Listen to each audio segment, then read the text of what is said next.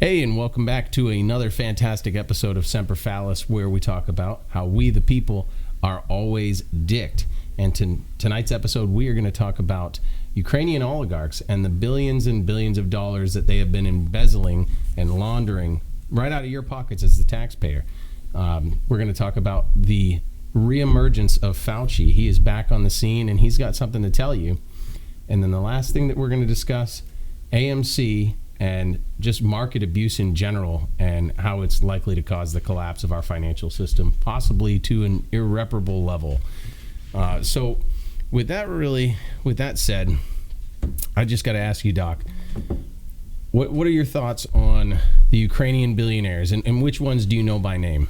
We got Igor Kolomoisky. Yes. His classmate and metallurgy alumni from the Dnipro University of Metallurgy, whatever that guy is, the number 2 guy in Ukraine. I know that Igor has been tied in with, last week it was the money moving back and forth from him, the states, the thousands of companies he owns and under his subsidiaries of Privat, and Hunter Biden once again. Oh yeah, and we're going to get into those. So yeah, Hunter Biden always in the mix when it involves Ukraine. That guy is, well, he's just a fantastic individual. I just want to see that laptop, citizen. Man. I just want to see that laptop. I'd love to see it. Actually, I've seen some of the stuff on it. Oh boy, I don't want to see the rest of it. It's really. Have you seen any of it? No, I actually haven't seen any of it yet, but it intrigues me a bit. So, by the way, I forgot to mention that we have a guest tonight. We have Mad Mustache Mike over here joining us for a cameo appearance, I would say. The mustache is who we invited, and Mike came with him. We're both glad to be here. How much for the ride? So no, I would say Mike's opinion of this. What do you think? Like, I don't know how much digging you've done as far as the various billionaires and their ties to not just Ukraine, but the current circumstances in Ukraine. So I will say I haven't read up on a lot of oligarchs in the Ukraine or in Russia, but I will tell you that where there are billionaires, there is crime. There is corruption. Yeah, 100%. 100% agree. 100% behind that. They're always doing something shady, and they're always doing whatever it takes to make more money. So. Oh yeah. Well, you think it's because they think they're untouchable? Absolutely, especially depending on where they are in the standing of the state that they're in.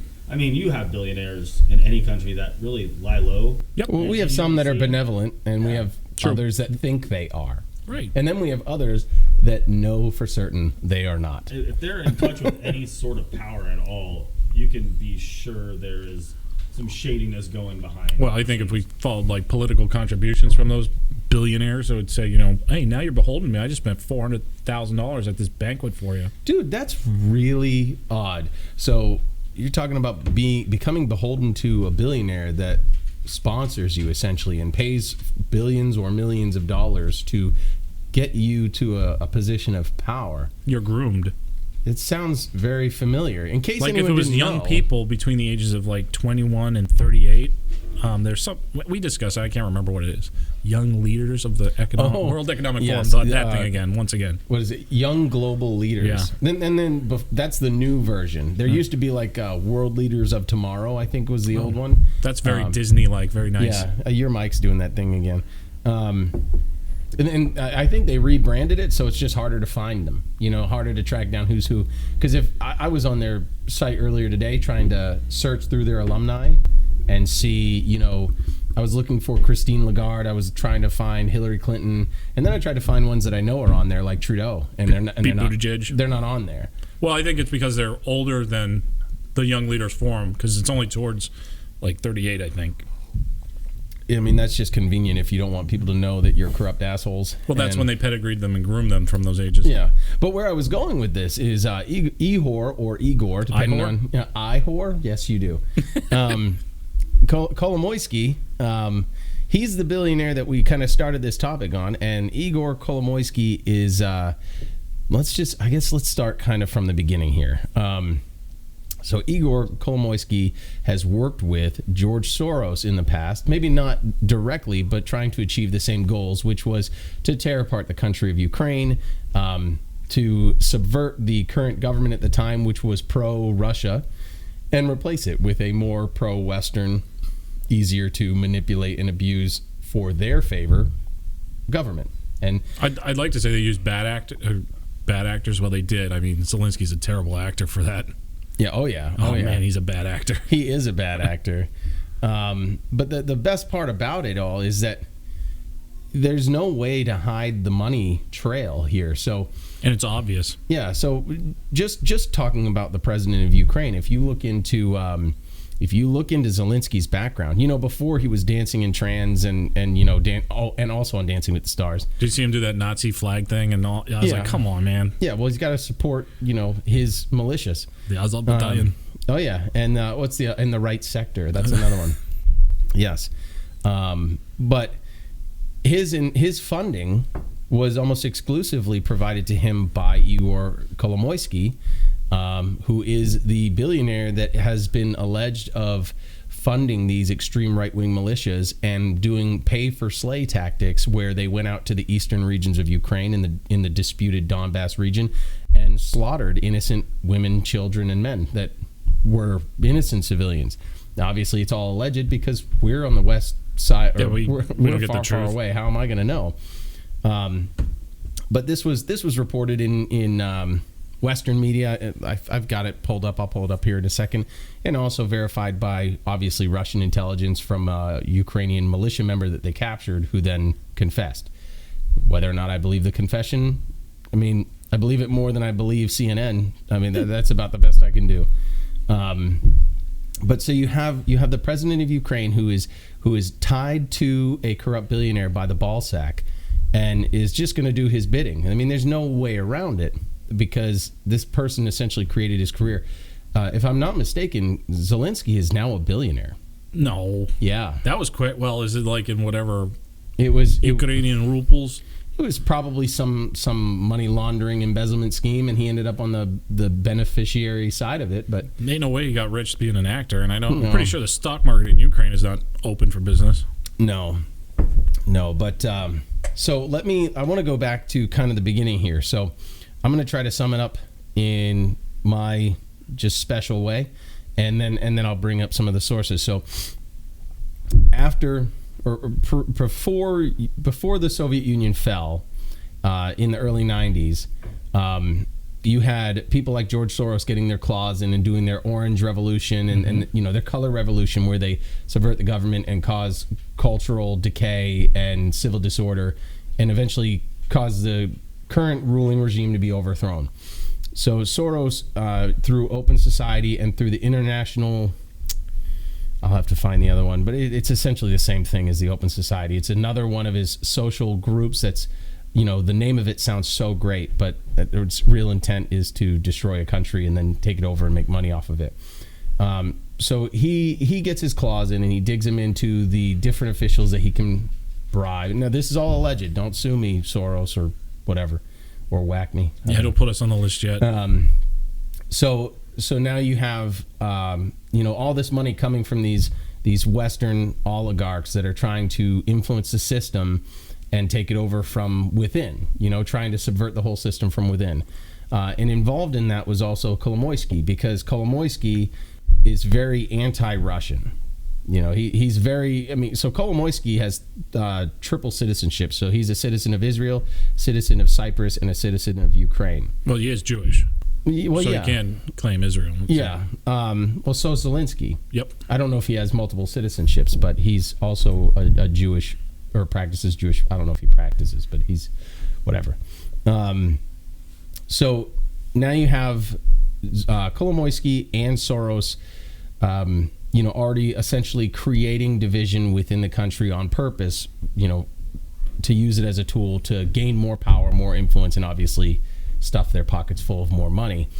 And then after 2013, 2014, when Ukraine, started falling apart, really, so there was a lot of money being funneled through to the Ukrainian government by the U.S. Congress, by the Canadian Parliament, and by the International Monetary Fund. Oh, the old IMF. And the International Monetary Fund, who, while they were making those decisions, it was, they were essentially being influenced at that time by Hillary Clinton, by Igor Kolomoisky. They literally talk about his leverage and, power to influence the vote on the IMF. So, he's able to get money sent to himself through not himself, through his private bank. Oh yeah. And then Christine Lagarde and there's one more player at play here. But so all this money, right? It's all going to Ukraine. But the largest commercial bank in Ukraine is this company called Privat Bank. Privat Bank, the controlling ownership is held by none other than Igor. So he is just lining his pockets with it. And all this money is going missing, and he's sending it all over the world to different shell companies here and there. And eventually they get audited by a company that you would think would be that would be essentially their partner, because PwC, the company that audited them and found the issues, is a sponsor of the World Economic Forum. So maybe they found the problems at this time on purpose so they could use it as a tool, or maybe it was just bad. But they found that all this money was going missing. It's several billions of dollars were unaccounted for. They found issues with Privat Banking's system as far as when they transmit money from the Ukrainian system to the Cyprus location, it doesn't show that it ever left Ukraine. And then all this money just goes missing. So they get audited. They find all these problems. PwC finds all these problems. The bank gets suspended. Igor Kolomoisky has his controlling interest at least removed temporarily, and they freeze his assets. And then in the process, they find that billions and billions of dollars are being sent to the United States to multiple metals and alloys companies under the name Optima. Most of them are under the name Optima, and there's nothing really being done by these companies. So then it's all going through here. So here you have this corrupt billionaire stealing billions from American taxpayers and Canadian taxpayers and lining his own pocket, and who knows who he's paying in the process in America. And so that's already bad enough. Then you factor in that this is the guy who has controlling interest and ownership of Burisma at the time, who hires Hunter Biden and pays him $50,000 a month to do a job he has no idea how to do. To do nothing. And it's very obvious that this connection is to continue to rule over this entire system and keep lining your pocket with money that doesn't belong to you. And so... But what happens is with that Hunter Biden thing is those shell companies in the United States, when the money finally gets to the United States and it's stood there, those people that get the money and are able to use it now dispense it to political consortiums and PACs and everything, and you get beholden to them. And the way that I even ended up on this topic was I was just looking at the World Economic Forum and trying to track down, like COVID vaccine manufacturers, and literally just finding all the members that are a part of it in any sort of way, because if they are, I don't trust them. And I find Pfizer, I find Merck, I find obviously Bill Gates, whether he's a global leader or not, he's a part of it. He's always, him and Klaus Schwab suck each other off, and it's just, commonplace for them. And, so I'm finding these ties, and, so I'm digging, and I keep finding it doesn't seem to matter what person you look at on the young global leaders list. If you look at any one of them and you start digging even a little bit, you get kind of worried about what you're finding. These are not good people, or they might come from a relationship that's not good people, and they bury all that information about the horrible person that was formerly their spouse or whatever. Yep. So the young global leaders, is that like an actual institution, or is that just something that is made up from people like you have to attend it? Okay. Yeah, it's what they have. What is it, Davos? Yeah, so that type of organization. Yeah, meetings. So it's the World Economic Forum. They hold the Davos convention or whatever they call it. The Davos, I think, is literally what they just call it. Where everybody can shake Klaus's hand. Yeah. So it's an actual membership. It's not just. Yeah, but in order to get there, you have to meet so many criteria, like doing amazing things or whatever. Literally, you're supposed to prove leadership, which is really weird because Willie Nelson's son is on there, and he has done nothing in his life. And his music's, it's not terrible, but it's not great. Damn you, Dan Crenshaw. Influence. than Yeah, actual leadership. well, that's the thing is in their criteria for entry, the barrier for entry is supposed to be achievements and leadership and like things that you've done to help the world. But in reality, you're right. It's really about influence and look at Pete Buttigieg. Like mayor of Indianapolis. Like, come on, dude. What have you really done for the world? So, I'm gonna try to pull something up here. Up or out? I don't know yet. Let's see. That's sanctions, mass graves. Soldier admits to killing. Okay, so I'm gonna pull this up here, and it is on your screen. I didn't mess this up this time, and so you can go ahead and judge this website because I'm putting it up here for you to judge. I don't know Scott or SOT signs of the times. I love that cartoon. I do like that cartoon. That's good. Yeah. Well, you've got Victoria Nuland was the other person. Oh, the Secretary of State for Politics or Policy. So you have Christine Lagarde, Victoria Nuland, Hillary Clinton, Igor Kolomoisky. Those are the parties at play that stole all your money. They didn't legally steal it, but that's what they knew they were doing. And all that money went to Ukraine, and then all that money went to Privat Bank, and this was all a bailout. This is the important factor. This was essentially a bailout meant to help this country that's in a dire emergency, right? But it was given to them by the IMF because they'd already squandered all these funds, and they'd already frozen Privat Bank because they found all the illegal dealings and insider kinds of dealings. Just the whole thing's corrupt, right? I believe that's almost business as usual, like in that part of like Eastern Europe. I would say it's business as usual in all banking systems. Talk about business as usual. Why does a bailout always seem like it doesn't go to the right people? Like, why don't we use that term still? Like, we all know that when someone gets bailed out, it doesn't go to the people who lost the money. Like, it goes to the executives, and it never goes any further. It goes to all these unless you're Iceland. Yeah, if you're Iceland and you peacefully overthrow your government and say we're never going to pay these outlandish debts that you put on us, and we throw them in jail. Yeah. Yes, but no, this word bailout is just. It's one of those like Affordable Health Care Act. It raises my blood pressure every time I hear something like that. It's just the mustache is turning redder. But so it is. But this is what's crazy, right? So the IMF already knows that the banks are fucked. They're unethical. They're not properly tracking money. So when they decide to give them this money, they establish reporting regulations to try to keep track of where the money's going. So on paper, it looks like they're doing it right to make sure that the money doesn't get squandered, right? But then the National Bank of Ukraine, which has now taken over controlling interests of Privat Bank, responds, and they're doing these reports, and they agree to all of them, except they say, we will not be providing these reports on where we distribute funds from Privat Bank because those are private transactions. You would think, based on the history of Privat Bank, based on the history of the financial system being corrupt and manipulated throughout Ukraine, that IMF would have said, you know what, no, because those funds are not going to be protected. We'll never get this money back. You would think. You'd think they'd say no, right? They gave them the money anyway. I think it was close to $15 billion. What do you think their credit score is to get that kind of money? I don't think they care. I think they were like, how is this going to somehow go to my foundation? Probably. And disappear in C-130s in Haiti or something? I don't know. Land at the Clinton Foundation Airport in Haiti. Yes. So literally, I mean, you're talking about not just the global leaders as like as a group in general, but actual global leaders that are like in charge of your country and mine, like whether it's Canada or the United States, and IMF is taking money from many others, and they're just sending it to billionaires that are then taking that money, putting it in shell companies, and probably putting it in those same leaders' pockets, probably, allegedly.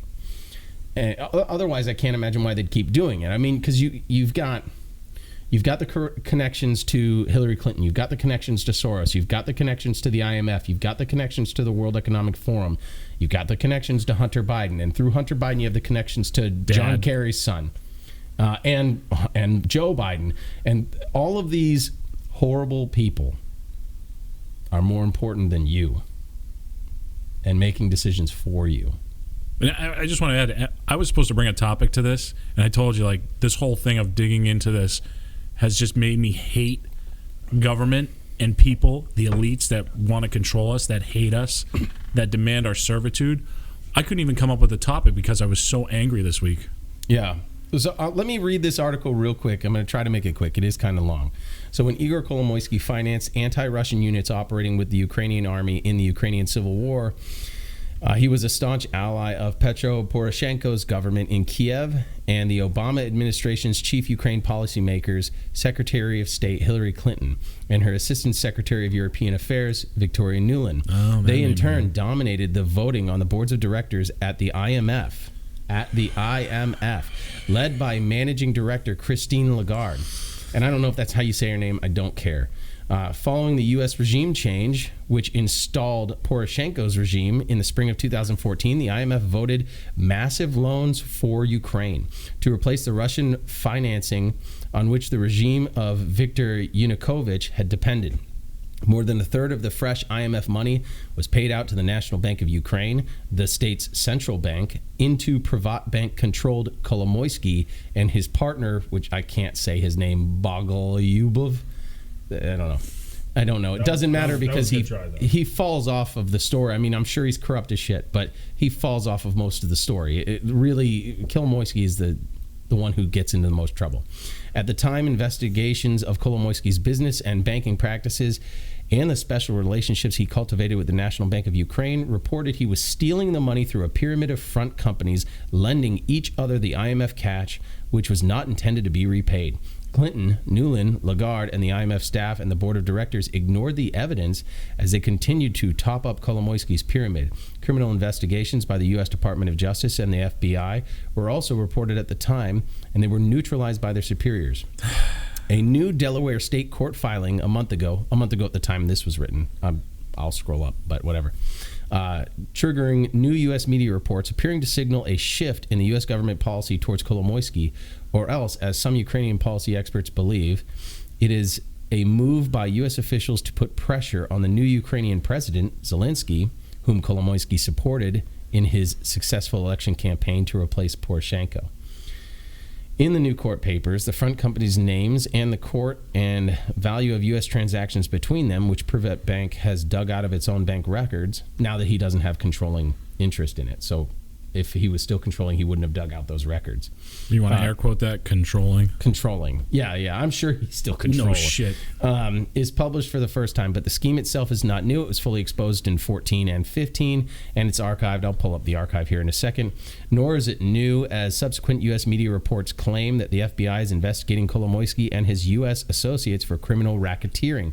The FBI investigation was first reported here, and there's a link directly to the FBI investigation and the Delaware court filings. In case you know, the look of this website might seem it's not reliable, but they're pulling up sources. They're not pulling up Wikipedia, and they're not pulling up YouTube. So, let's see. What is missing is an explanation of why it's taking so long for the Privat Bank case against Kolomoisky to surface in the U.S. courts and in the U.S. press. Also missing a list of the accomplices and co-conspirators in the scheme.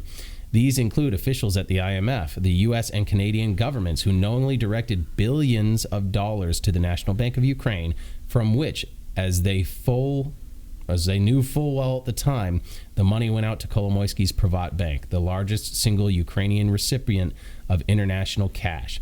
At the top of the list of accomplices,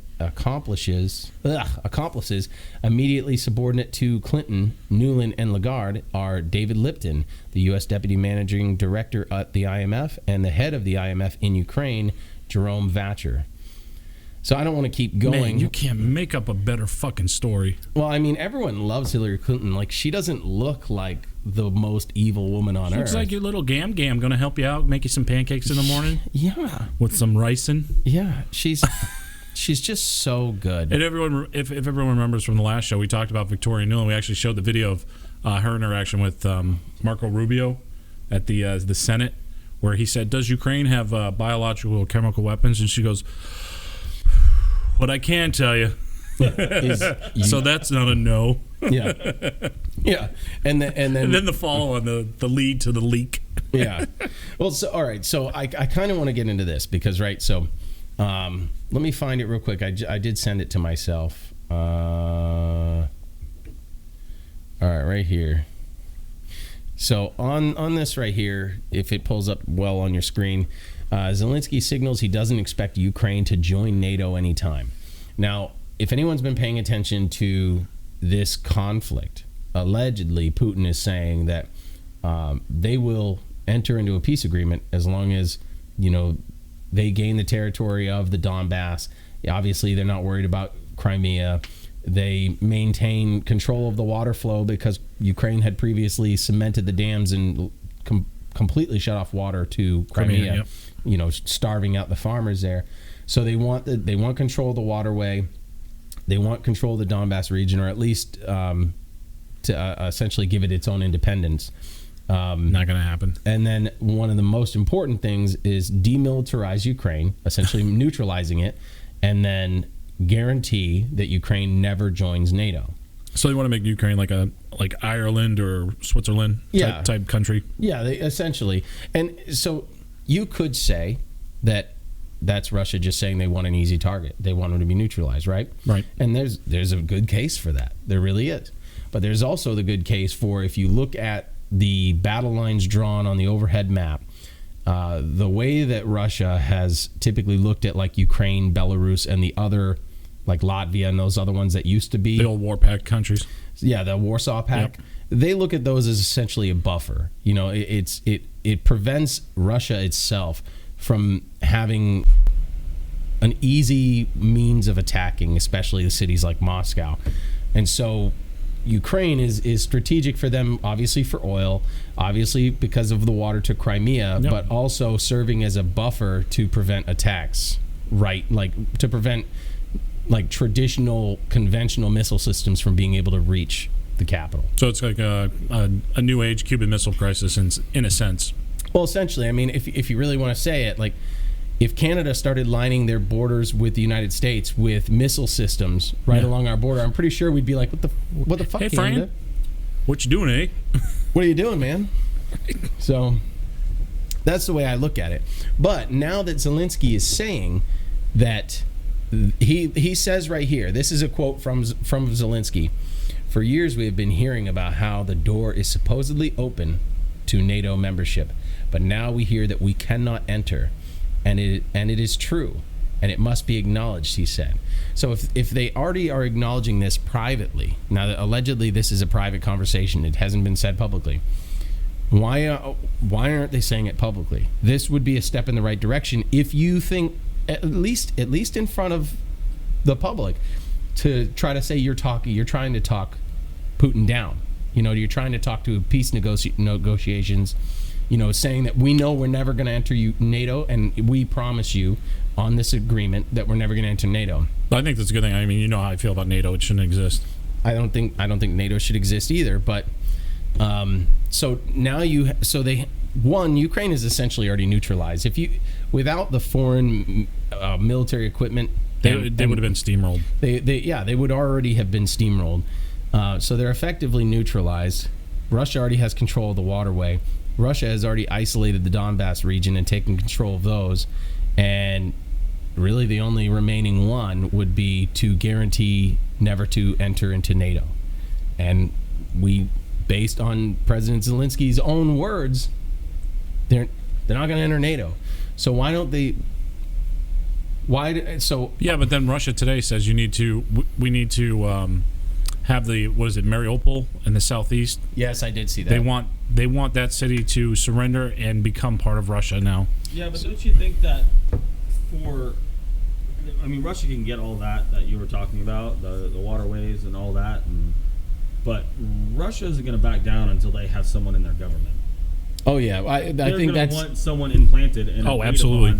So they have control over that neutral. I mean, they want a neutral region, but they also want control of that neutral region. So it's kind of ass backwards. It is 100%. They say on paper they want to remove the Western influence and they want it to be neutral, but you're right. 100%, they want influence. They want it to be. No, they want control. Yes, that's much more than influence. That's exactly what they want. On the map, they want it to stay Ukraine, but in Russian maps that they teach to their students, they want it to be a part of Russia. They don't want it to actually exist as Ukraine. I 100% think Putin would keep Zelensky as president because he has a lot of following there, and he wants to keep those people happy. But he wants to implant somebody to control Zelensky to make sure that Putin has control over that area. So I actually don't even think Zelensky's in Ukraine. I think because the Russians have already encircled You think Kiev. he's like Poland or Moldova? Yeah. So the Russians have already encircled Kiev. They already essentially control the region, as much as the mainstream media wants to tell you he doesn't. Sure. There are reporters in Kharkiv that are talking about it. Literally, I just listened to it today, and they're laughing about the stuff Western media is saying. And this is a guy who is completely American and living in Ukraine. And he's just telling you that like the market that the media that we're seeing that's marketing this to you as if Russia is somehow still fumbling. I don't know if that's intentional. I don't. But part of me wonders why the U.S. doesn't want to recognize this with Zelensky, this understanding that they're never going to join NATO. Well, because what's that?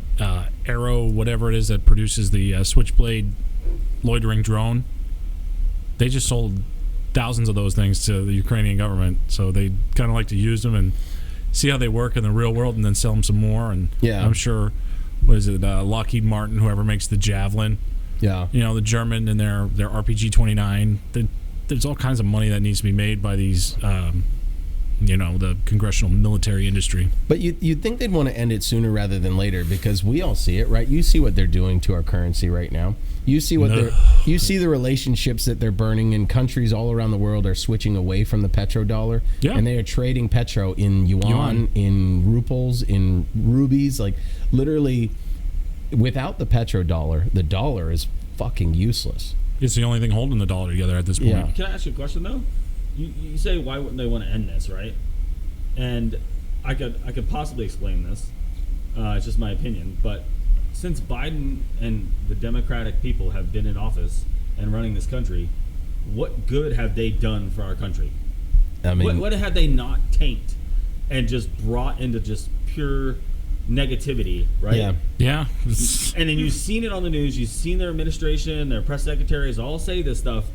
They all switch to Putin. Blame Putin, blame Russia. Oh, yeah. Well, because COVID. You can't blame COVID no more. The longer this goes on, and we know other things are coming, which we may get into later, but all this stuff is coming, the longer they can have this go on, the more they can blame everything that happens on this. Well, remember it was Trump.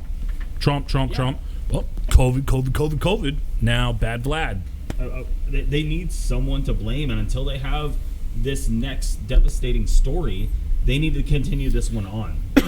Yeah. Which is it? Is Russia a weak power that isn't capable of understanding where their enemies are and having intel, or are they able to influence an election by having intel and taking over and influencing an election? I think it's both.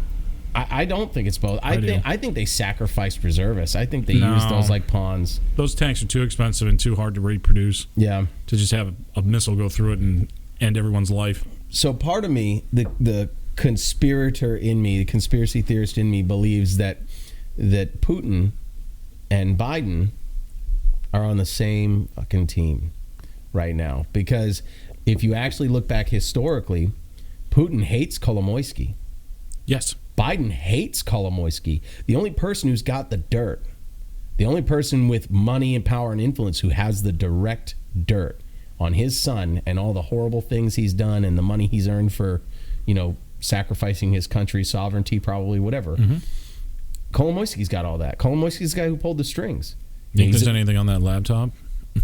It might be. It might. Wish we'd known that 2 years ago. Well, that's the thing that's the reason why I've been going down this rabbit hole, is because I've been asking myself repeatedly, why now? Why are they confirming the laptop now? They've had the laptop for almost 2 years now. 2 years, yeah. And they've been calling it fake. We all knew it was real. The FBI knew it was real.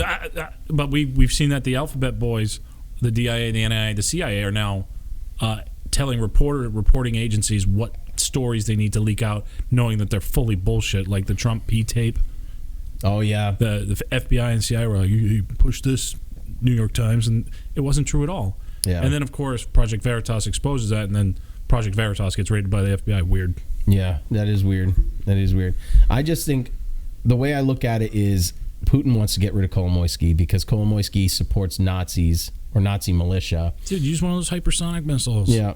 But no, Kolomoisky's in like Sweden or something. Or He's Norway. one of those hypersonic missiles. He left. Yeah. As much as I think Putin wouldn't dare, part of me thinks he's trying not to involve other countries. He's trying to bluff and intimidate them from getting involved. That's why he's been flying around their airspace and threatening if they ship any equipment. He's like, I'll fuck you up. So yeah, all's fair in love and war, man.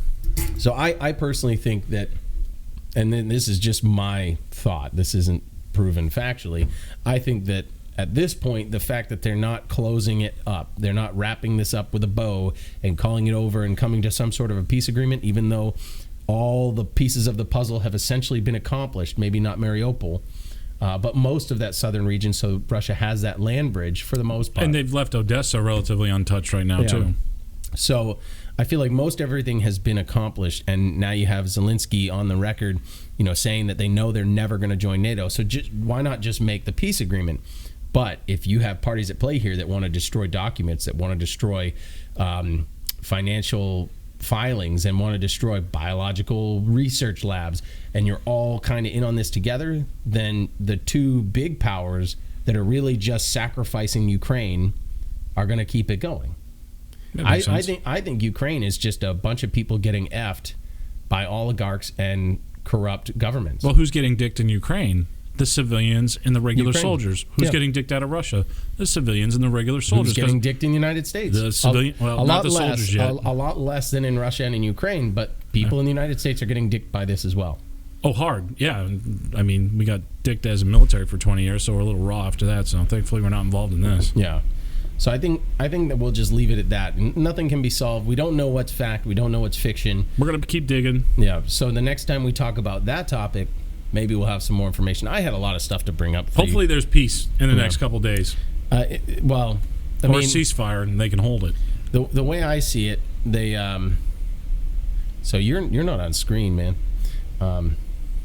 Yeah, but the way I see it is the reason why other things have started happening is because they know the Ukrainian conflict is about to wind down. Yeah. And they need a new terror cycle. They need new scares. Well, if you need a new one, Fauci got on the news again. Started winding that clock again. Yeah, so let me... Doomsday fucking... Wait, are we about to shut down again?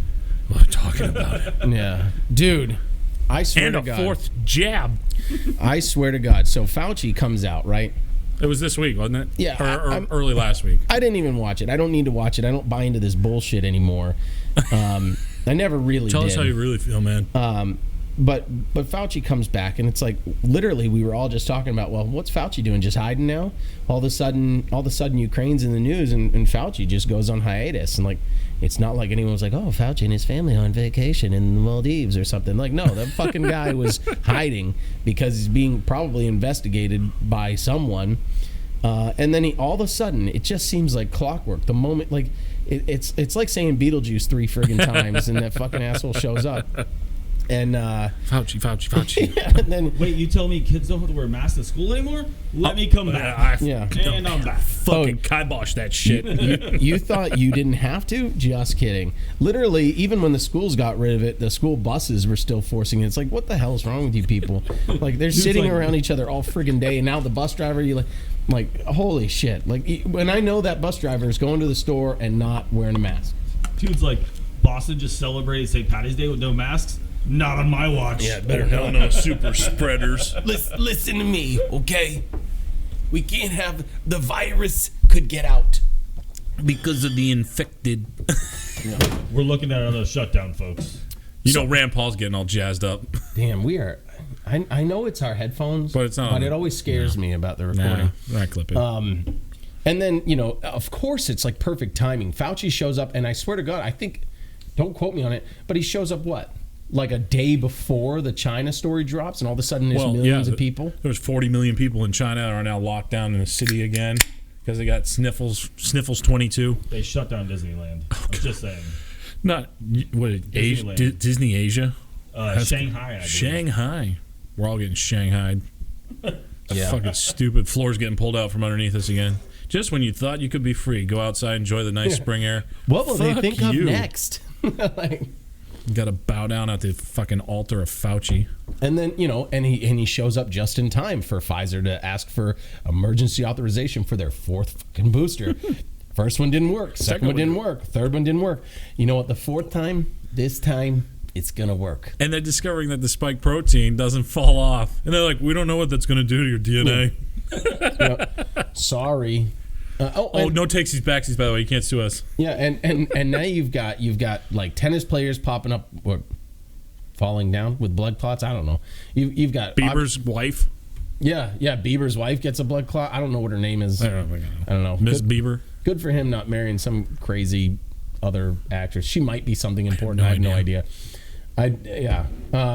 So her and she's not old. You do realize she's Alec Baldwin's daughter, right? No way. Oh my God, that murderer! You're fucking with us. No, I'm dead serious. No way. Her dad's a killer. He didn't pull the trigger. It wasn't him. He was just, like this? He's just the main actor on the scene. He didn't pull the trigger. Like this? Whoa! Time out. Sidebar. Sidebar. Yeah, he didn't pull it. He wasn't the one that pulled the trigger. He fucking pulled the trigger. No, he did not. Yes. He was doing a scene. He was like this. I don't think he did. Oh yeah. I mean, trust me. When I see shit like that, I don't go out and like search the truth and read it. Like I don't give a shit. He said the gun was in his hand when it went off. But I thought that it was just like a practice scene, and it was just a dry cut. It was somebody else. He was just like a producer or some shit. It was the gun he was holding. Yeah. No shit. So okay. they I literally learned something here on this podcast. Yeah. Well, we learned that it was his daughter. Yeah. Bieber's wife is his daughter. Sharing intelligence. God, Justin Bieber's gonna be a killer. It's fucking crazy. His dad's got more stateside kills than all three of us. I know. He's besides patients. I believe he's been killing brain cells for years. I'm just saying. That was me. You knocked some stuff over. Yeah. Having a party over here. You're not even on the screen, so no one even knows. You got to get there. I'm not sitting there. Okay, hold on. Let me switch to. I feel like there is a third person. There's a back issue, like sitting. All right, stop doing that with your head. I'm going to switch over. Here, come over here and do that with your head. Yeah. You're in it again. Now we're going to make some money on the couch. All right. Hey, that's what it's for. That's what it's here for. All right, so surprise, Doc's here. So let's throw it out real quick. So Fauci shows up. China's dying from COVID all of a sudden. Pfizer wants to have a new shot, and you're supposed to believe all of this fucking matters. People have to be fucking tired of this by now, right? And you just got to be asking the questions like, what good is this doing? 1, 2, 3, 4. We're not done. You know why you're getting a fourth shot? Because it's the most fucking lucrative, money-grabbing product in pharmaceutical history. And if the government can say, well, you got to get a fourth one or you're going to lose your job. Well, what are you going to do? Lose your job or take the jab? Now you're getting jabbed. So I have 2 comments to this, actually. What did you just do? What just happened? I just made you sound like a squirrel or something. Oh, Jesus. He's playing with the mixer again. Yeah, so I have 2 comments to this.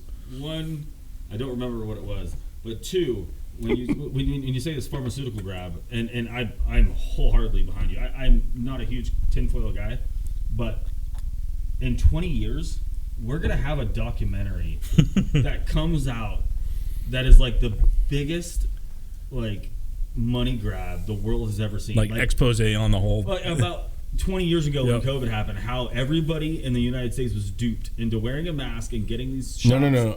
Not duped. Forced. Lied to and forced. Well, because people like me were never duped. No. You were never duped. Nope. When I tell you duped, I know what you're saying. I'm just... Yes, people were forced in a sense of manipulated into doing it. Absolutely.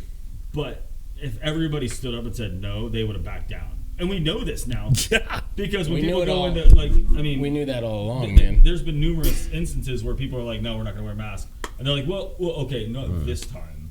Like, I've had instances with my daughter's school where they're like, my daughter's got to be gone for multiple days.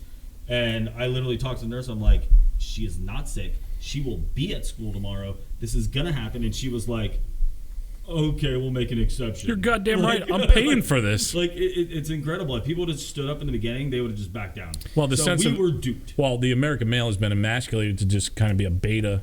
You know, there's these young parents that are coming up the male. Well, no, it's a younger parenting group that are not confrontational, will not, stand up for what is, morally right. They'll just be loyalists and go with the narrative. I think you're speaking of liberals. No one. Hey, we don't use that term here. Majority of these people, like Americans all across the country, majority of them don't stand up for what's morally right. Right. And it's even people that it's affecting. I mean, you're like, dude, you literally look at, like, I hate to bring this up, but you look at college sports, right? You look at any sports, really. You going to talk about the swimmer? Yeah, oh yeah. Oh boy. Oh no. You have feminists. Can you pull up that fucking video I sent you of the interview with her, him, they? Let me see. Them. I hate this pronoun shit. Don't you dead name that person. Yeah. He did great things. Don't do that. He said that's dead naming. Where did you send that to me? Was that on Messenger? I think so. God damn it. Maybe it was a text. I don't know. I better not be. Where is this? What?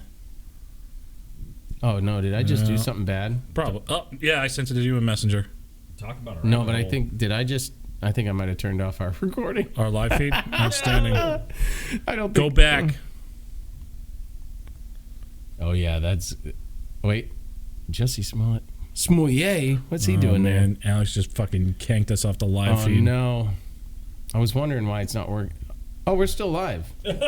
Oh, good. Hey, we're still here, guys. All right, now show them the video. I thought it was. Does that work? We're still here. We're still new to this. So Yeah, I sent it to you in Messenger. don't judge us too much. It's not good. Where did you send this stuff? It was the most recent one, actually. All right. Oh my God, it is. Hold on. Oh, please don't blow my eardrums. All right, stop.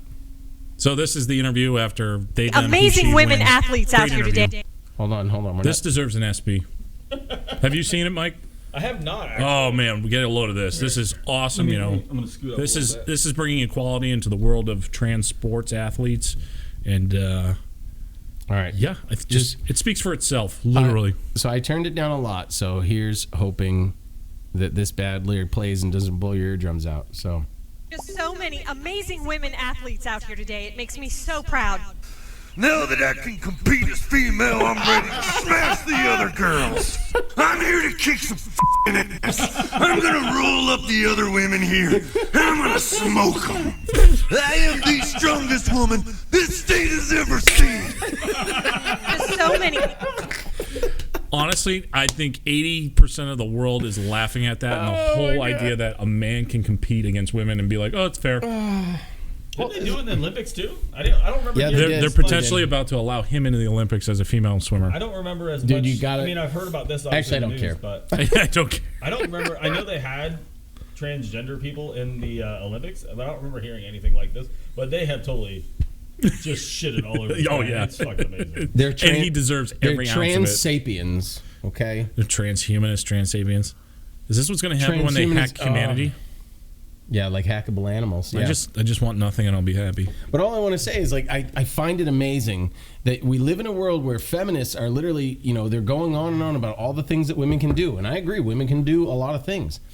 And then they're watching, and they're well, first of all, They're there's cheering that, this. But they're also those people are out there. They're protesting the patriarchy. They are literally out there going to protest, marching in their pussy hats, saying "down with the patriarchy," and then at the same time cheering on as a male destroys female sports. See, I've seen a lot of people shit on this person, so I haven't seen anybody like congratulate. Like, No. There's not like No. I don't see a lot of How can you either. congratulate him? No, there shouldn't be an uproar, because if the swimmers that are in that league are willing to compete with this individual there, then they're capitulating. They're allowing it. I don't think they are, because if you look at them standing on the podium, there's a picture of all But they three of them. swam the race. They're all looking at this person. They like, should have all said no. The picture They should have said not got on the 1,000 podium. No, I know the picture you're talking about. I agree. Where they're with on that. the podium. 1,000 words, but you're gonna do it because they're getting their college tuition paid for because they're swimming. If they don't swim, they don't get their college tuition paid for. Correct. And that's what Yeah. they're going to school for. They're not going But to see- these swim meets as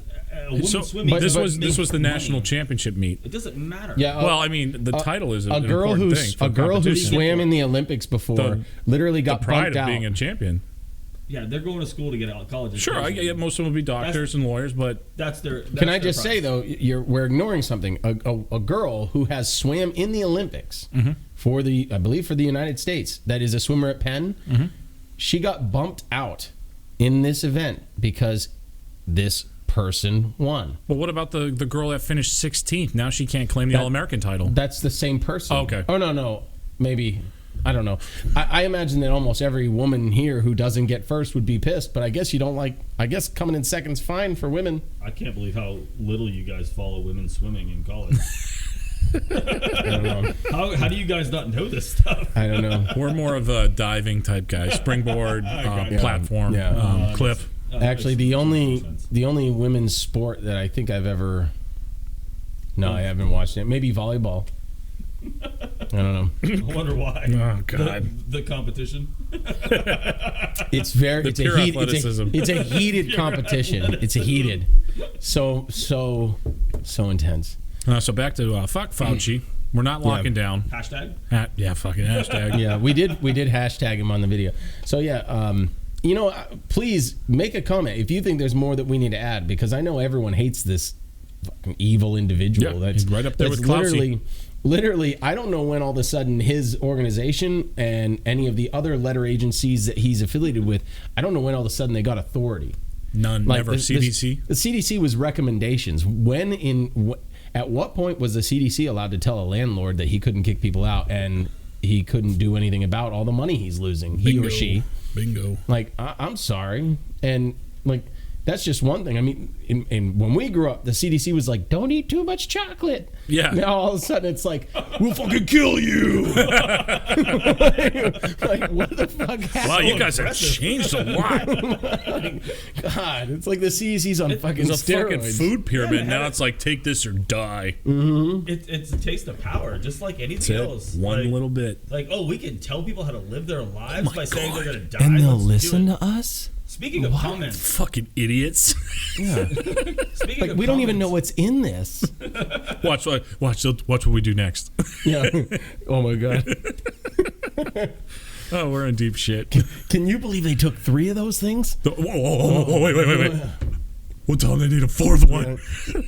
There's another guy there that's like, I've got 500 on 5 of them. You think they're going to Who go had for 5 by the end of the year? They're taking bets to see how absolutely stupid you are.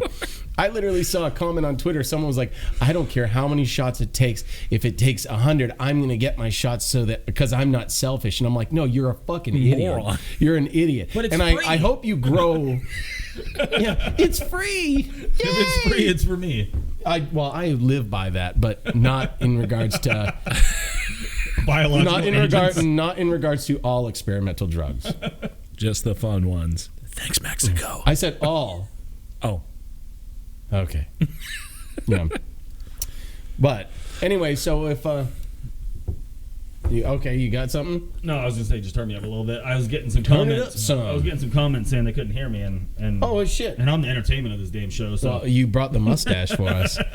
Anyone who wants a mustache ride, it's 1-888 dirtbag. I don't know. I think that works too. DWRT. It does, Yeah, dude. yep. do we got a stranglehold on that number? Yeah. If you call that number and it's not right, don't blame me. Like, I hope it's something though. I hope someone calls. I think it. either way you're gonna have a good time. Yeah. It's not me or not. Leave a comment. Yeah. Like, even if your comment's like, I called that number and you're a fucking liar, you're like, thank you. There might be some comments on our live feed right now. I don't know. Good. Well, I don't know. I don't know either. I don't know if you can check that, but Nope. Maybe. Oh, I suppose I could pull it up on Facebook in real time. Oh, yeah. The Facebook, the weird place. yeah. So I will say that though I did get the first 2 shots, only because of the profession and the limitations I thought it was going to go to. And I loose decided morals. to jump them. Well, those are reasonable. When they are. And though I will say I bowed, and I bowed to the altar of I did. Jabbo. I What was your reasoning though? Like, if you don't mind. Well, so not to be personal, but actually I was manipulated into doing it by the CDC's requirements and what my fire station was requiring us to do, because I was traveling soon domestically. Okay. And I wanted to make sure that I didn't have to quarantine when I got back to lose money. Right. So, that's a lot of money. yeah, 10 days. That hurts the family. So I decided to get it because of that. And I swear to you, 2 days after I got my second shot, He grew a third testicle. No, CDC came out. It was posted on the Now whiteboard he's the best when I swimmer ever. Yeah. He's now in female sports, by the way. 2 days after I got it, as I was going to work on the whiteboard, CDC requires no vaccination quarantine damn. for domestic flights. And I was like, Motherfuckers got me. Fuckers. Yeah. Every time. Did you have any like side effects or anything like that through? No, I wasn't sick. Pfizer wasn't. I know Moderna. I was giving out shots because I was going to take that money. I'm sorry. Oh, $55 an hour. I'll be your Huckleberry. Take it. But I know a lot of people were sick from Moderna. Pfizer wasn't so bad. I had a little sore arm, but nothing bad. I never got another shot after that because if two don't work, you can go to. I love how they try to say, we said, you're going to get the vaccine, you're not going to get the virus anymore. Well, that was wrong. What was your reason? And you're not going to get sick. Well, you're still going to get sick. You're not going to be able to transmit it if you get the jab and the booster. Well, that was a lie as well. It's like, how much do we put up with? You're not going to get sick. Well, you're still going to get sick. You're not going to be able to transmit. Why is there a loop if you get the jab and the booster? Well, that was a lie as well. It's like, how much? Back. Like, why is there a loop? Sorry. You nerd. Well, someone goes, no, he has 3 dicks. What's their name? All for your pleasure. Yeah. Oh, yeah, boy. Literally, it's a whole party. Oh, my God. But no, you're just like you were saying, you get all these shots, and they're like, hey, if you have a shot, you don't have to wear your mask, but you can still spread it. So... it's just the most amazing. Make up your rules as you go. What's good for us is good for the gander. I'm done. Yep. Well, and that was the thing. What you said, at the beginning, everyone understood. Literally, even the most conspiratorial of us at the very beginning were like, "Yeah, we don't know what this is. I guess we should lock down. That makes sense." But then, we didn't think about it at the time. I'm sure some did, but we never really locked down. We only locked down people that they decided were not essential. So the biggest thing about the lockdowns that drove me nuts is mom and pops got canned hard. Yeah, Home Depot's still running Home Depot is making bank. Hannaford and all the grocery stores are all wide open, and so no one can go to any other store. But we can funnel everybody into this store. Oh, yeah. So lumber goes that touches through everything. The roof. I mean, lumber goes through the roof. Oh, that was painful. Home Depot, Lowe's, made hand over fist, right? But the mom and pop stores, nope, none for you. None for you, buddy. What are we doing in America? This is insane. Yep, absolutely ludicrous, that whole fiasco with lumber. I will say that I have more come into, questioning of the government in my 30s till now. Welcome to the team. But never have I ever had a bigger distrust of the government than I do now. Just the blatant lies and lack of knowledge, and that's what we call getting dicked. Yep. That's the welcome to the motto of the Semper Phallus. Show. Semper Phallus means we the people, regular people, we're always getting dicked. We're always lied to. I'm also not living in the rabbit hole like Alex. That's not true. I'm living in the butthole. I always live my life. Yeah. I like that song from the Butters episode on South Park. Yeah, Butters. Yeah, Butters. Oh, man, South Park. But anyway, so Fauci's back. Don't listen to him. He's an expert, but he's also a fucking idiot. Trust the science. And trust the science, but only their science, because if you go and read the Pfizer papers, if you trusted those, you'd never let this stuff touch you. You would never do this again. Ever. And then if you looked at the audit of the actual the actual medical studies at the beginning, where they cut it off at 2 months and then pretended that was controlled. Did you like the new so the pediatric deaths, that was a oops. We coded it wrong, so it's only 1%. Yeah. How about the fact that they're trying to now normalize in the media? We've got to get out of this soon, but they're now trying to normalize in the media heart problems and clots in younger people, and I mean young people, children. It's up 300% in a lot of categories. And myocarditis and it's pericarditis. Not normal to have that type of math increase in medicine. And they're like, it's normal. There are lots of children that get this, and it's just okay. It has nothing to do with the fact that you put this crazy genetic modification experimental drug that changes your body into your cells, that we don't know what it does or where it goes or how long it's there or what it does. Nothing. It has nothing to do with that. I think all those are very telling numbers, but I think the biggest telling number is look at the flu rates. The last 2 years. Yeah. That's your biggest fucking number right there. What's the flu? It's fucking incredible. When people are retarded. I don't know if anyone remembers this, but during the height of COVID, when everyone, even the sheeples, were starting to realize that the flu numbers were off and that it was low, all of a sudden flu went away. I shit you not, like within a month, all of a sudden they were recording flu, corona, and pneumonia as one line. You could not separate. You could not drill it down and see what was corona, what was flu, what was pneumonia. Well, speaking of the sheep, did you see what the new strand is? BA1, BA2? Bah.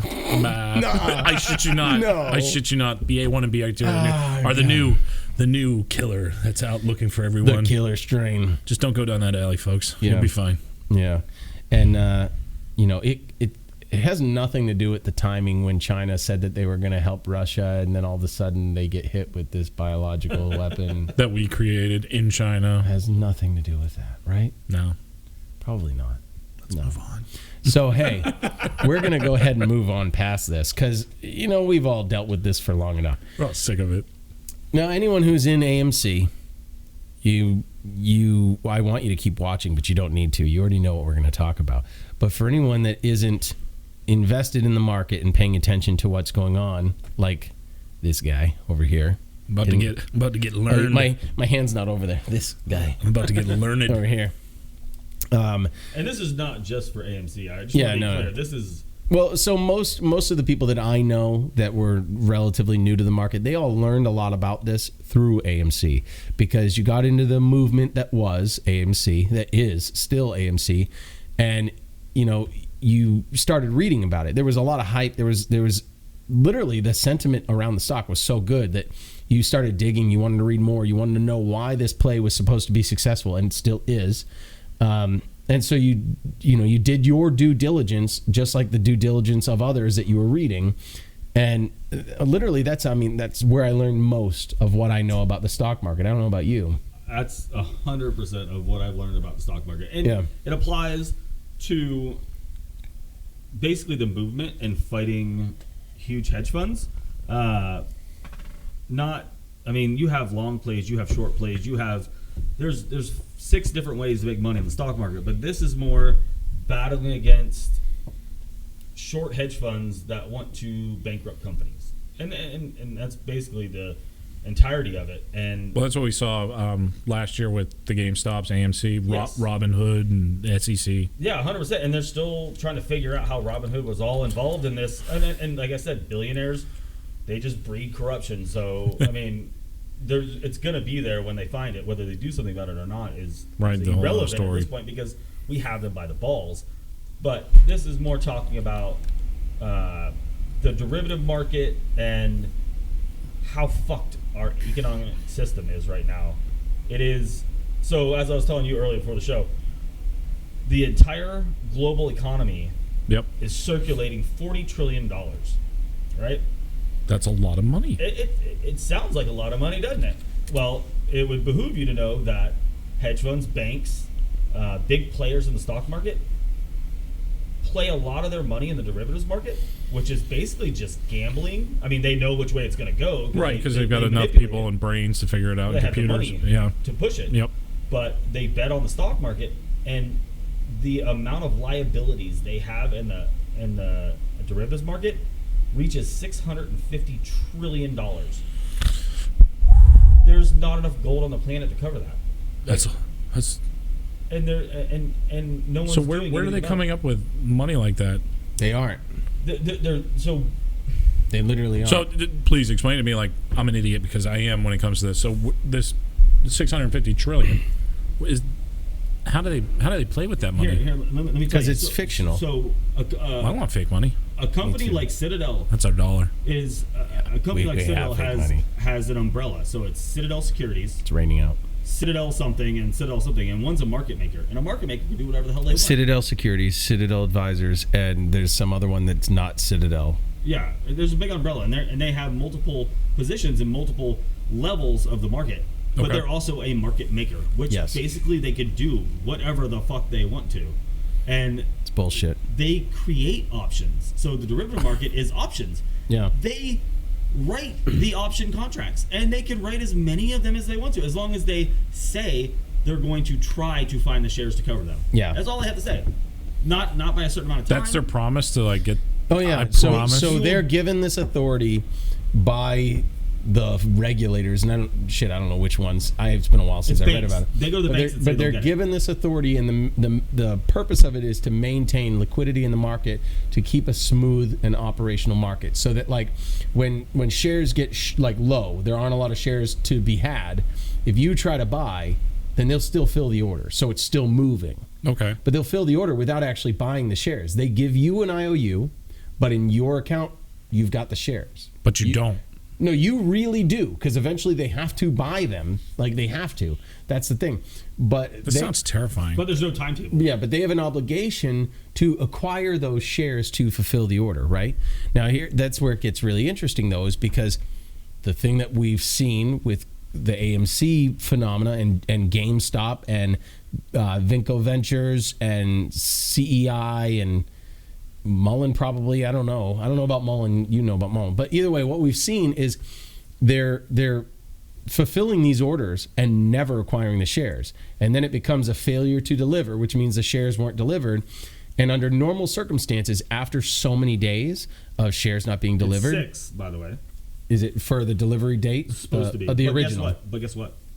They can just move it to somebody else. Yeah. They literally can bounce it to another company, and that timetable starts over again. And they could kick it back to them. And they kick it back to Yeah, another it's literally called like a credit default swap. Oh That's what my they're doing. God. Hey, and guess what caused the 2008 crash? Credit default swaps. I bet you if you look back to like 92, I bet it was that too. These guys literally took. So I don't know if you ever seen The Big Short. No. In the movie. mirror.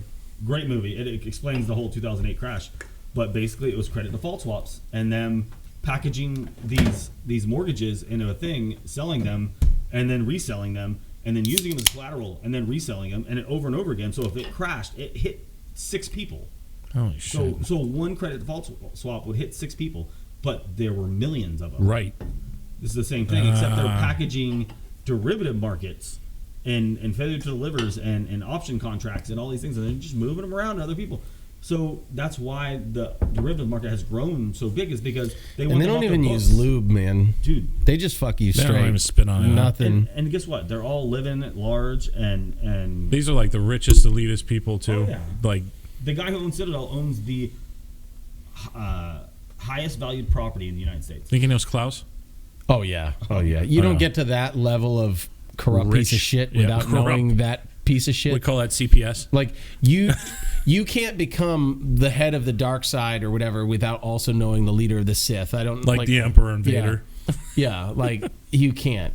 Now Kenny G, the guy who owns Citadel, I'll tell you what though, the retail investors, regular people that are investing, have given that guy a run for his money. He has aged like 10 goddamn years this year. He Worked looks him, so huh? fucking old. Worked him, huh? Can I tell you something you don't know? You may not know. You may know this, but so basically, in 2008 when the crash happened, there was the big bailout for banks. Right. Too big to fail. That was the term. Yep. Right. Fuck that. I hate guess that what? motto. Citadel has applied. I don't know the status. It is to be a bank, but not to be a bank.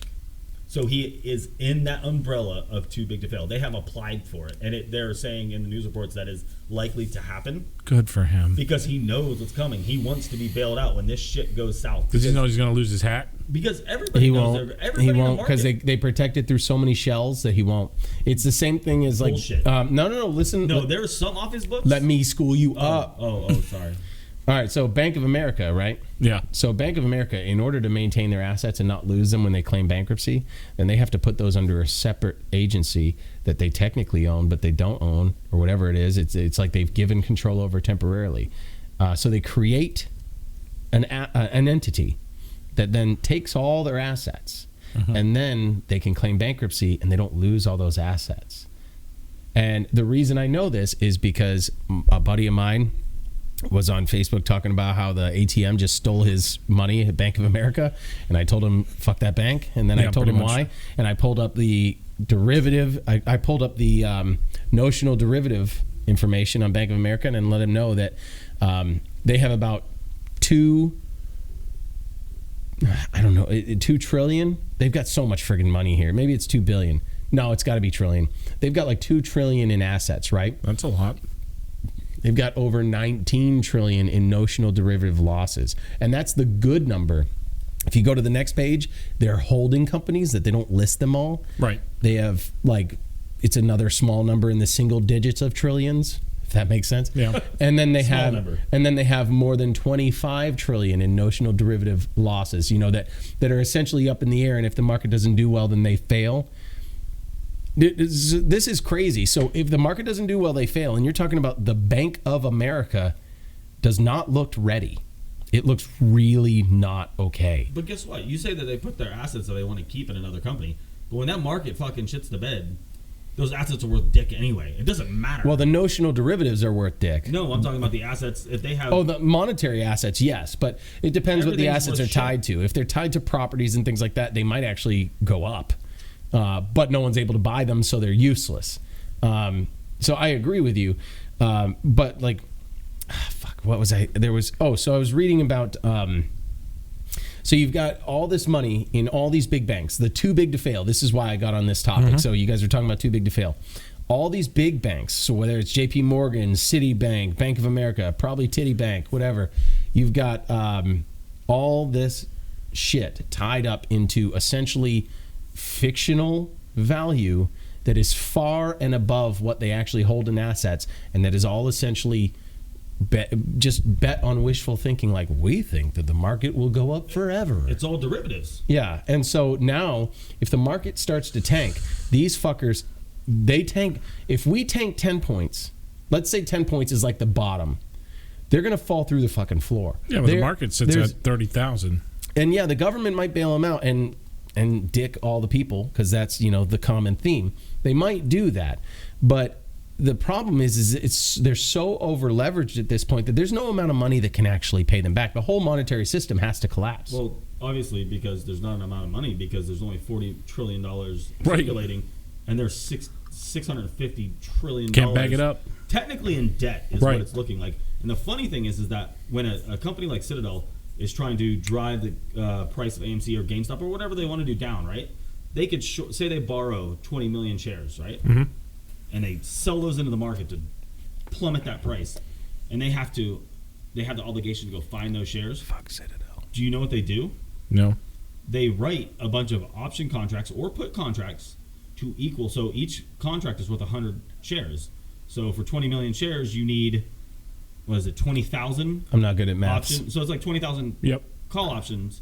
So they write those because they're allowed to write them. They don't have the shares, but they write them. But that gives them the access to buy 20 million shares. And because that's what the contract says. But they don't have them. And that's so what, if they wanted to destroy a company, they literally could do it. That's what they've been trying to do. That's what they've been doing for decades. Yeah. Well, I'm just learning this now. I mean, this is worse than fucking COVID. So and what we've seen, this is happening in GameStop. It's happening in AMC. It's definitely happening in Vinco Ventures.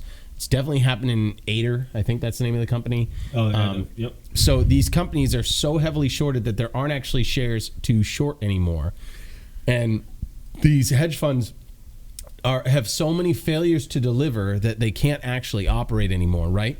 They can't buy the shares because nobody's selling. Okay. Because everyone's holding. We've been the actual stock, especially the float, which makes up 100% of the public available stock. It's bought, no one's selling. It's bought and held. No one's selling it, right? And they've delivered shares that they don't have, or sold shares short that they don't have, and they have to pay for those. And they have to acquire them. They don't have to necessarily. Either way, they're going to pay for them, right? But how much is up for debate. Oh, Jesus. But they do have to. They shit. have to acquire them, or like Mike's saying, they have to acquire the contract to acquire them. And that means that they've acquired them, but they don't have them. So what you're seeing is, like in an example for AMC, is they have, let's say they have like 20 million shares that are failed to deliver. Mm-hmm. All of a sudden they buy, 20,000 or 200,000 obscure put options that'll never trigger, just so that they can fulfill what they need on their balance sheet. To say they can get those shares if they needed to, but they can't. To say that they're in a contract for those shares. So it's an IOU? I got a contract that says 100%. I'm going to get those shares. It's an IOU they can't deliver. What is this, fucking Harry and Lloyd from Dumb and Dumber? Dude, that's an IOU. It's as stupid. That's as good as money. It's exactly 250,000. Might want to hold on to that one. According to Wall Street, an IOU is as good as money. And the best thing that's the fucking case. The best thing about this whole thing that I recently learned about a month or two ago is that when Citadel started, again, they obviously bought back some of their shares, or some of the shares were recalled when it went to 72. When it was around 50, they started shorting it again. But guess what? If you borrow 1 million shares to short a company that's at 50, you borrow 1 million shares for free, for nothing, for a cost to borrow rate that is 1%, and sell those million shares into the market at a $50 share price, you just put $50 million in your pocket for a 1% interest rate. Yep. And they're also keeping themselves afloat through the repurchasing agreements through the Fed.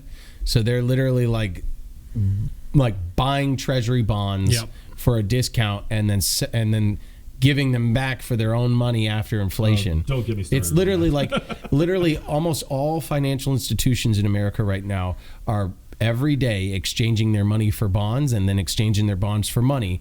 It's the same money and bonds every time. It's just like they're so illiquid right now. They have so few funds to play with that they are literally begging the government for that tiny fraction of a CH of a percentage because they need it. They're so desperate. So last year, the cap on that reverse repo agreement was $500 million. Last year. In a day. It's a daily number. A daily number. You could do up to $500 million every day. That was the agreement through the government and the banks. Last year. And they had to up the cap. And you know what it is now? 1.6 trillion every single day. Yeah, that's on average. We've almost seen 2 trillion in a day. It is absolutely insane. And this is the things that you can learn, and this is the things that me and him have learned just by investing in AMC and doing some research and reading through Reddit groups. And shout out to AMC Reddit group. I've learned we're in a lot of trouble. Dude, we're in so much trouble. It's not even funny. And the sad thing is at the beginning of all this, I was like, oh, you know what? I fucking trust crypto, bro. I'm gonna switch over to crypto. Fucking get out of this shit. I'm gonna get into crypto.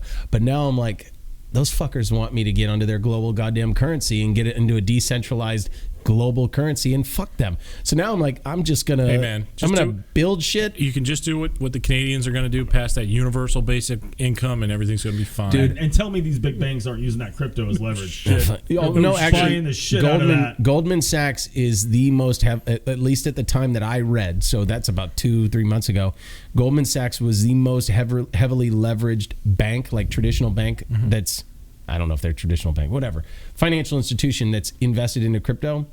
And then all of a sudden you see Goldman Sachs starts struggling because of the market tanking and all this stuff. And who would have guessed that there's a massive sell-off in crypto? All of a sudden Goldman Sachs needs money and they're like, fuck, unload all our crypto. And now all of a sudden the crypto market drops. Literally, Goldman Sachs cashed in on crypto because they lost liquidity and everything else. Crypto is nothing more than stocks. That's all it is. It is nothing more than stocks. Because anyone that tells you to trust the fundamentals of stocks is, at this point, fucking retarded. There's no such thing. Because they're not invested in AMC, that's for sure. No, dude. It doesn't even matter. It doesn't even matter because, like, like companies are shorting. Like, you've got hedge funds that are buying into companies that have a long track record of success, and they don't have an actual failure that happened, and all of a sudden the company dumps fucking $200 per share or $25 per share, just like on a day's like intuition that it's not going to go well. There's no, like, for very few things, like commodities, probably you could trade them traditional based on fundamentals, like, you know, what's the mindset of the population, like what's the status of the economy. Okay, so, you know, what's the inflation rate of our dollar? Okay, so then I know that I'd be safer in potentially like a precious metal or something like that. That's like a tried and true, no, it's not investment advice, but that's like a tried and true method, right? With AMC, with CEI, with GME, with BBIG, with Mullen, I don't know their fucking symbol, but with all these different companies, there's no rhyme or reason. I mean, we know they're doing well. Literally, AMC comes down and it's like, oh, we have several $1 billion in our coffers, which we didn't have last time. Our revenue is increased by like 3,000%, and we're expecting to make $4 billion compared to $1 billion last quarter. Straight to the fucking ground. The price just drops. There is no fundamentals. Do you want to hear some messed up shit that you probably didn't know? I love messed up shit. Do you know the term short squeeze? Obviously, I've heard it. The GameStop thing. Yep.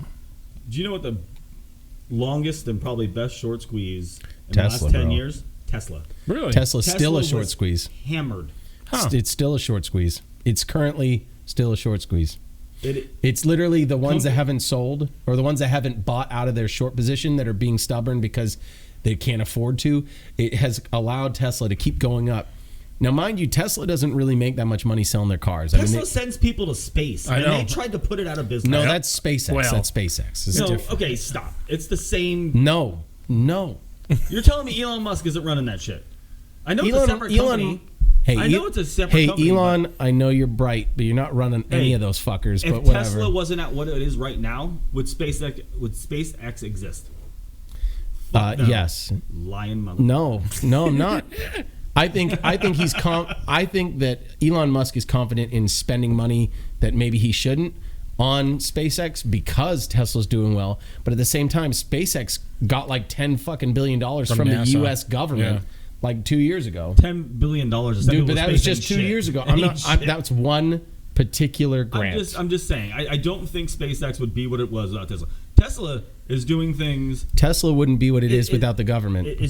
And possibly yes, but We talked about that last week. Tesla wouldn't be Tesla if they put them out of business, and that's Without the problem. the government. And that's the problem with these short hedge funds is they're putting companies out of business to make money that could really do great things for all of us. Yeah. Like the companies that just start out that are on the penny stock exchange or just getting out of the penny stock exchange. Yeah, they're on the OTCs. They're shorting them to hell to make money, but these companies could do something great. Like he mentioned Mullen a couple times. They're another EV manufacturer, and they were shorted from like $86 down to 50 cents. And then they came out with a battery that supposedly is not in the market yet, but they have reported that their battery can go 600 miles. Gotta piss so bad. It can go 600 miles Yeah. and also charge 50% in 18 minutes. Really? Yes. But this company was almost put out of business. But when they announced that... Well, it's like when the gasoline stuff and the gas wars and the catalytic converter, the technology comes out and they want to stifle those people. to a certain extent, but they've been shorting this company for the last 8 months. Like you look at their Just chart, hard? Like you look at their chart, it's red all the way down every single day. Nothing but red. Awful shit, right? I've never even heard of them. Yeah, you haven't. But they announced this. Their company shot up like 200%, and it was immediately dropped 22 million short shares in a day to drive it right back to where it was. And then everybody noticed, and everybody climbed in and pushed that. They saw it going, and they saw that the hedge funds didn't want it above a certain number. What does that do for hedge funds when it goes above a certain number, though? So if you sell a share at, say, stocks at $20, yep, and you sell a short share, and it goes down to 18. Okay. Depending on, say you sell 1,000. Yep. And you get it down to 18. You've made $2 off of every share you sold short. So it's profit when it goes down. Okay. But when it goes up, you're owing. You have infinite losses. Yeah. If it goes to $2,000 a share, you owe $2,000 for every share that you have. Oh my God. So it's big. So when it starts to get to past a certain level, they panic. Well, yeah, because and that's what happened. And people notice. They lose their shirts. Oh yeah, and that's what happens. They lose their panties. That's what's going to happen with AMC. It's going to happen with any other Bed Bath & Beyond, BlackBerry. Like they're all in the same group. It's crazy. In honesty, I think that BlackBerry is. The fuck are they doing? I mean, those fuckers should go. I mean, I don't know if they got shorted into oblivion and that's why they can't produce anything now, which is the thing. I think that's probably what happened to like Toys R Us and Sears. Mm-hmm. Toys R Us is back. I know. I'm really happy. They have like one or two locations. It's better than none, right? Yeah. Well, it'll be nice to see what happens with that zombie stock because it'll pop make up. Christmas shopping easier for kids. I was really hoping Blockbuster would come back. Yeah. Just make a comeback. Do a streaming service or something. Come on, dude. Come yeah, on. yeah. That would be good. That would be good. Just because those are two zombie stocks that would rise, and they're short. They never sold those shorts. Oh, Sears. Don't get me started on Sears. We can't get there. Here's another thing. So actually, I don't know if Mike went into this. And like I said, for anyone who's been following AMC and GameStop and all that stuff, like and follow our video, but you don't have to like listen to this because you already know it. If you haven't been paying attention to the DD, keep following or keep listening. But what we saw was like Sears, right? Yep. And Blockbuster and Toys R Us. Those companies were run into the ground by this illegal short selling tactic. Well, it's legal. It is It's immoral. It is criminal and corrupt. Like criminal in the state that it's morally criminal. It's morally bankrupt. Yeah, and they're using every manipulation and bending of the rule possible to facilitate it and feel justified because, the intent of the rules was not for them to be able to do this, but there's loopholes, there's lawyers that figure things out. Yeah, well, I mean, everyone there. But so this is... Sorry, let me just touch on something. Go ahead. Company like Blockbuster, you short it. Say you have 20 million short shares that you sold into that company to drive it all the way to the ground. What do you think happens when it goes to zero? The investors lose out. Okay, well, what do you think happens? So the hedge funds that have those 20 million shares, they don't have to buy them back because that's what you're supposed to do with a short share. And then they don't owe taxes. And they don't pay taxes if it goes to zero. So let's say well, that's brilliant because I hate taxes too. No. but it only fucks the regular people. Of course it does. So because let's say there's 24 million shares and it's $1 a share, and they short it at $1. If it goes down to zero, then they just made $24 million. If that company dissolves or files bankruptcy and dissolves, they just made $24 million, and they didn't pay into the system a fucking dime. They didn't pay anything. That's they borrowed them. so awesome. All they did was pay a 1% borrow fee or whatever the hell it was when they borrowed it. Yeah, but how much collateral and collateral money does it take? Oh, because they're paying nothing. It's an option. Because their credit scores are through the roof. Because they'll give you nothing and you'll like it. Yes, Klaus. They literally go to Klaus. somebody and go, "Hey, I want to borrow 20 million shares." They're like, "All right, here you go," and they short it to zero, and they go, "All right, we just made money." I just want to come to your house one time and be like, "Hey, I need to borrow your truck for the rest of my life. I don't intend to buy it back or sell it back or give it back, and I'll just leave this piece of paper that says I owe you. I'll take care of it later."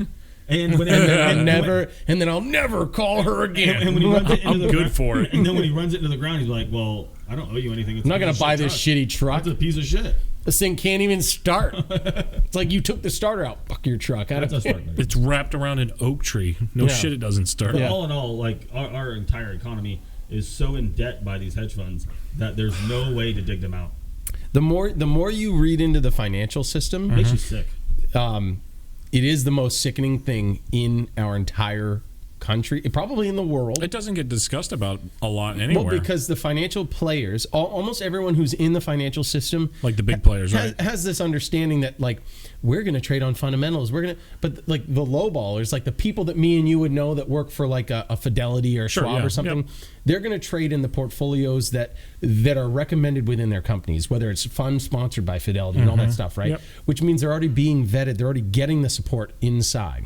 But the people at the top, it's just picking winners. They're deciding who wins because they're controlling where the money goes. They're controlling the price per share. They're controlling the buy and sell. This isn't free market enterprise. No, not at all. It's not capitalism anymore. No, it's not a free market capitalism. Yeah. So like, this is how you get rich and fuck everyone. So 1% gets richer. Think of it like this. So let's say that your stock has a shit ton of call options that are in the money at $20 per share.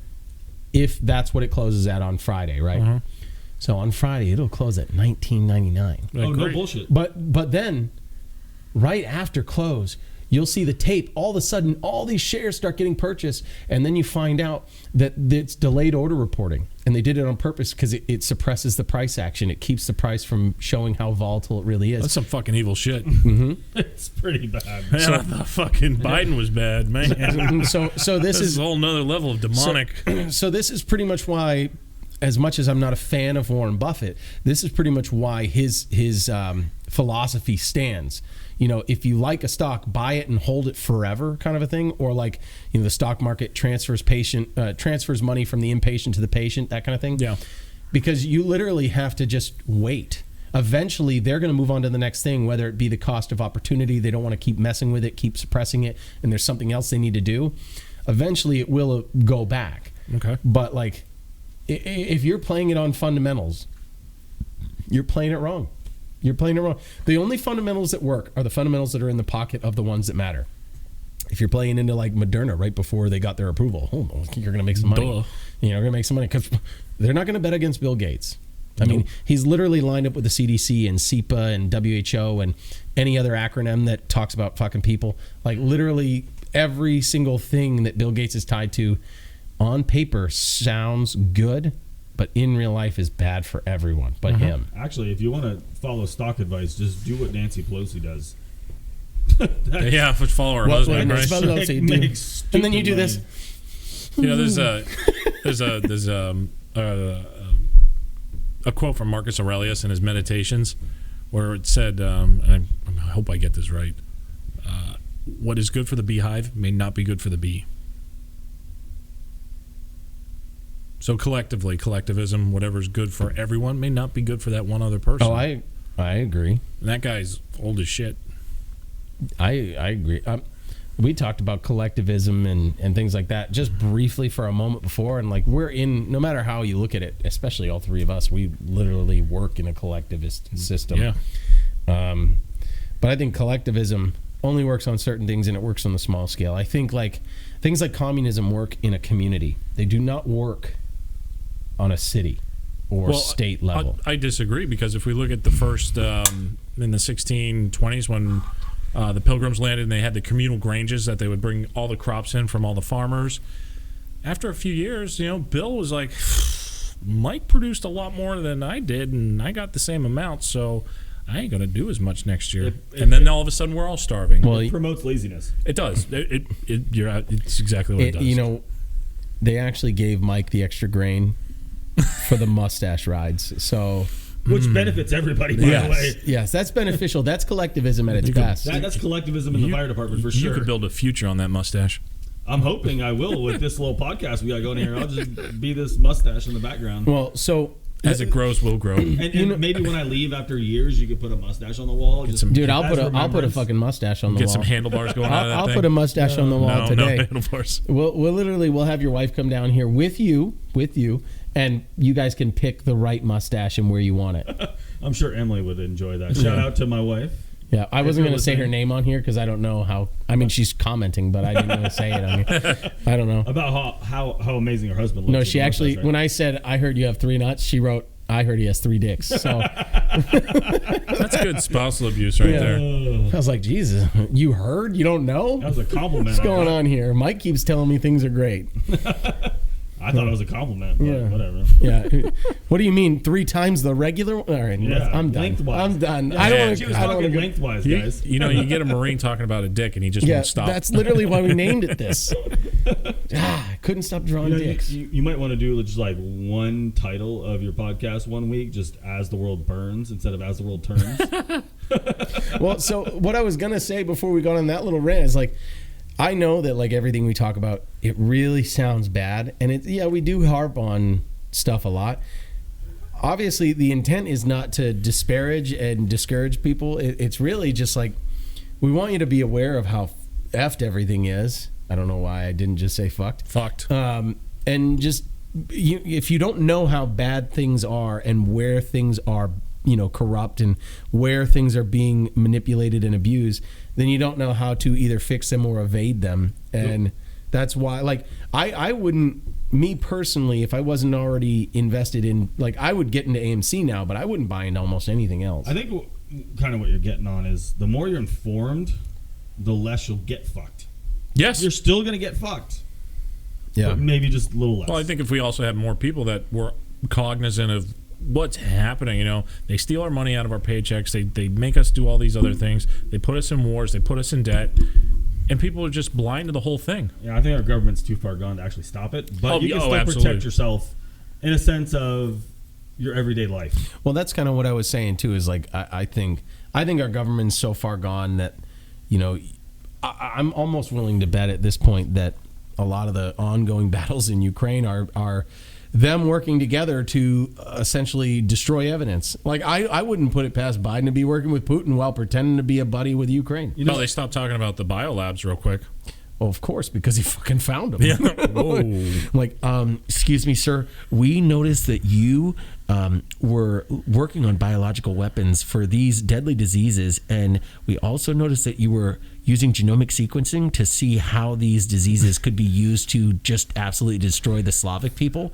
Wasn't that what they called gain of function? Gain of function. So- it's not gain of function. So I actually had It's not the definition. A guy tell me, and he's a pretty smart dude, not well versed in government and anti-government stuff, but he told me, and it made sense, and I haven't looked it up, but it might be a topic for the next show, is that a lot of governments that have lasted as long as America, like 250 years, tend to be overthrown at that time. Yeah, we're kind of an anomaly, actually. They don't make it much further than where we are now. Now, not the country being overtaken or destroyed, invaded or but anything like that. The government changes. The government being overthrown and changed into something else. A revolution. Sort of like that. I don't see it being like the American Revolution or anything with muskets out in the fucking fields or anything. But God, I hope no one's using a musket. Bad choice, man. I think stand 10 feet away and still live. Taking a knife to a gunfight, but I think we're looking at a system that has had way too much power for way too long, and it's only a matter of time till you get drastic changes of like overthrown. Well, I mean, if we the people, right? That's what we talk about. We the people are always getting dicked. When they won't even let us show up to our nation's capital to protest. You saw that with the truckers, right? Won't allow them. And if you do show up, it's interesting. Like you looked at like let's say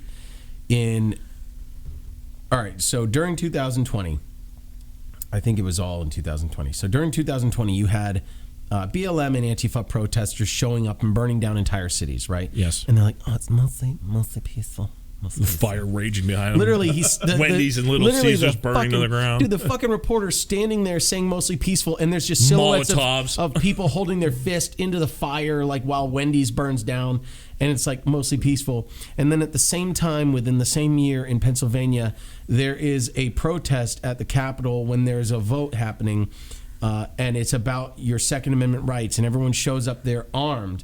There is no violence. Virginia. Yep. Not even a single moment. They picked up the trash too, and they even cleaned up the trash. And the news ran that as terrorism and white nationalists, Nazis. and scare tactics and literally think of any kind of phrase that you would use to kind of delegitimize an opponent, and that's what they did. It's so like our media was meant to be a check to the government, and that is the last. That's why it's in the First Amendment. That's the last thing that they are at this point, though. I just have one comment. You guys kept mentioning Wendy's burning through the black. They burned down a fucking police station. Yeah. Hey. Fuck the Wendy's. They burned down a police station. Oh well, I care more about Wendy's. So fuck the government. Yeah, you know what? Wendy never did anything to them. That's like someone burning down a fire station. You just don't do that, man. Fight the fire. If the fire department was kneeling on people's necks. Yeah. I was going to say something funny, but I won't do it. I won't do it. Hey, fire departments just seem to burn themselves down when they need new ones. So, isn't that right, Cambridge and Concord, Mass? Just saying. Whatever. What? You know it's true. You call out people by their names just now. Jeez. I didn't say this. No, I didn't. Hey, guys. Well, dropping dimes, old manhole covers. Yeah, they didn't hire me anyway. Fuck them. They're not salty at all. Jeez. No, I didn't apply to Cambridge. Cambridge is a good department. That's all I gotta say. Moving on. Awkward. Yeah. No. So, but like the whole thing about all this stuff is like, just stay informed. We do this kind of wrap up almost the same way every episode. This one went a lot longer because we got Mustache over here. Mustache rides. And we wanted you to all get him the full experience. Like, I've been moving back further and further so that you guys can like really take it in. I might even edit this in post and just like zoom in on the mustache while he talks. Hey, you're one of those things where it's just the mouth and the mustache. Yeah. And this mustache is in its infancy. Yeah, it's just a baby. Just wait. Yeah, I was gonna say it's not as full glory yet. Yeah. But I was actually thinking we could block out this and just do Stash as I'm talking. Right now, we'll just have him wear a green screen suit. Yeah. Just not around the mustache. Right now, this mustache it's got a lot of room to grow, and hopefully he needs your support. So for $1 a month, you could sponsor this mustache and make sure that it gives good rides to all those in need. And it's properly maintained. Yeah, so like, comment, and subscribe, and click the notification bell if you want to follow that mustache.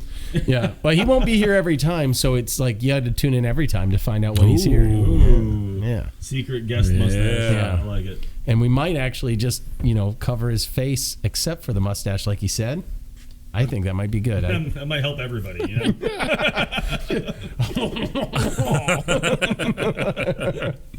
But anyway, so thank you for tuning in, especially if you're listening to me now. We went real long, so we appreciate that you took your time to listen to us.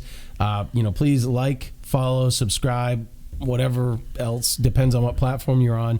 And join us every week. We typically do these on Mondays. Occasionally it won't work, but for the most part it's going to be every Monday at 9 p.m. Eastern time.